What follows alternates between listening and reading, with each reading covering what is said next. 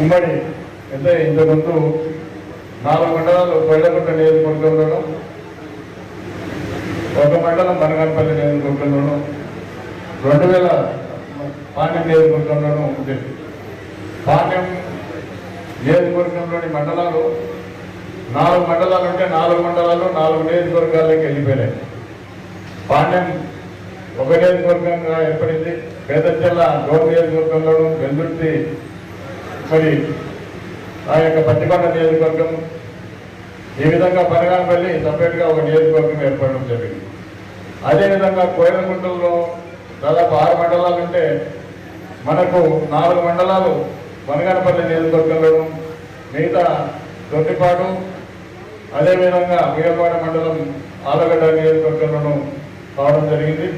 మరి గతంలో ఉండే 4 మండలాలు, కోయలగుంట నియోజకవర్గంలో ఉండే 4 మండలాలు, మరి బనగానపల్లి పూర్వపు పాణ్యం నియోజకవర్గంలో 2002 ఓటర్ల లిస్టు పరిశీలించినప్పటికీ దాదాపు 125,908 ఓట్లు ఆనాడు 2002 నాటికి 5 మండలాలు, మనం ఈరోజు ఉన్నటువంటి 5 మండలాలు 125,908 ఓటర్స్ ఉన్నారు. మరి ఈ రోజుకు దాదాపు 2,43,464 ఓటర్స్ ఈరోజు పెరగడం జరిగింది. అంటే దాదాపు 51% ఓటింగ్ శాతం పెరిగింది.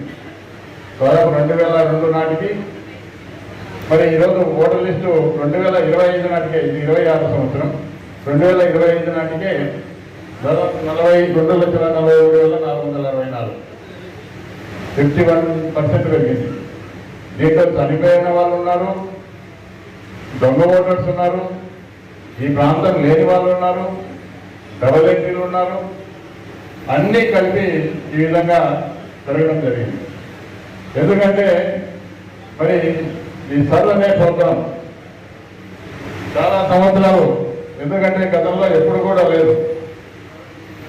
స్పెషల్ ఇంటెన్సివ్ రివిజన్ అని చెప్పి కొత్తగా ఏర్పాటు చేయడం జరిగింది.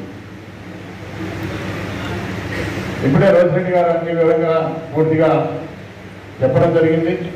పశ్చిమ బెంగాల్లో ఏం జరిగింది, తమిళనాడులో ఏం జరిగింది అనే విషయాల గురించి పూర్తిగా మీకు అందరికీ కూడా అవగాహన కూడా కల్పించడం జరిగింది.